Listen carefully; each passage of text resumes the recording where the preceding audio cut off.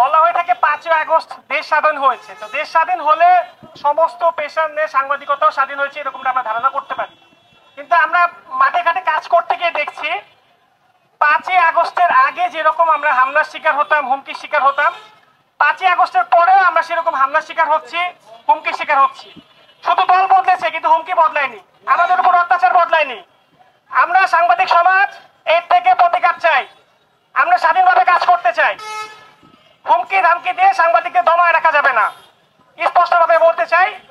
সেই সাথে দক্ষিণ কেরানীগঞ্জ থানা বিএনপি সভাপতি নিপুণ রায় চৌধুরীকে বলতে চাই, আপনার গুটি কয়েক নেতা কর্মী যেভাবে সাংবাদিকদের উপর হামলা করছে আপনি তার ব্যবস্থা নিন, প্রতিহত জোর দিন, অন্যথায় আমরা কিন্তু বসে থাকবো না।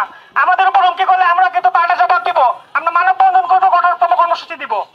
এর মধ্যে দেখা যাচ্ছে যে সেই 5 তারিখের আগে যে দোসর তারা আবার মাথা চারা দিয়ে উঠেছে, তারা বিভিন্ন ধরনের হুমকি ধমকি, বিভিন্ন ধরনের প্রোপাগান্ডা, বিভিন্ন ধরনের কথাবার্তা বলছে, যেটা আমাদের জন্য আমরা হুমকি স্বরূপই মনে করছি। তাদের প্রতি আমি একটু হুঁশিয়ারি দিতে চাই যে আপনারা হুমকি ধমকি দিয়ে এক কেরানীগঞ্জ আলোকে দমিয়ে রাখতে পারবেন, হয়তো এক রাজুকে দমিয়ে রাখতে পারবেন, কিন্তু সমগ্র সাংবাদিক জাতিকে আপনারা দমিয়ে রাখতে পারবেন না। আপনাদের প্রতি আমাদের একটাই আবেদন, বা আপনারা যদি মনে করেন যে উপদেশ, যে এ ধরনের কর্মকাণ্ড থেকে আপনারা বেরিয়ে আসুন, এটা আপনাদের জন্যই মঙ্গলজনক। কারণ সেই 5 তারিখের আগে যে ধরনের কর্মকাণ্ড আপনারা করেছিলেন সেটা ভবিষ্যতে আর করতে পারবেন বলে মনে হয় না।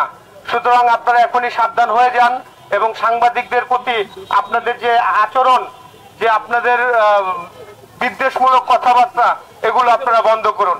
ধন্যবাদ সবাইকে। কেউ যদি মনে করে থাকে সাংবাদিকদেরকে ভয় দেখিয়ে দাবিয়ে রাখা যাবে, তবে তারা ইতিহাসের সবচেয়ে ভুল ধারণায় বসবাস করছে। গ্রাস করে যাচ্ছে। আপনারা খেয়াল করে দেখবেন বিগত সময় যেভাবে আমাদের এই গণমাধ্যমগুলির গলা চেপে ধরে রাখছিল, এই 5ই আগস্টের পরে এখন আবার নতুন করে এগুলি বিভিন্ন পন্থায় বিভিন্ন কৌশলে তারা সাংবাদিকের উপরে মানসিকভাবে শারীরিকভাবে নির্যাতন করতে যাচ্ছে, যেটা আমরা কোনোদিনই হতে দিব না। আমরা এটা করার জন্য এই দেশ স্বাধীন করি নেই, আমরা এটার জন্য আমরা গুলি আমরা শরীরের মধ্যে আমরা গ্রহণ করি নেই।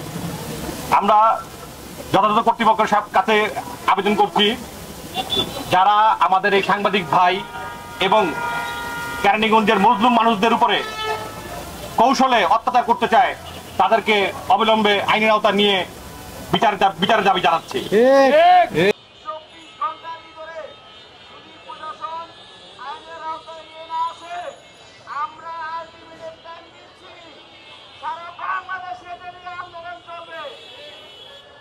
গ্রাস করে যাচ্ছে। আপনারা খেয়াল করে দেখবেন বিগত সময় যেভাবে আমাদের এই গণমাধ্যম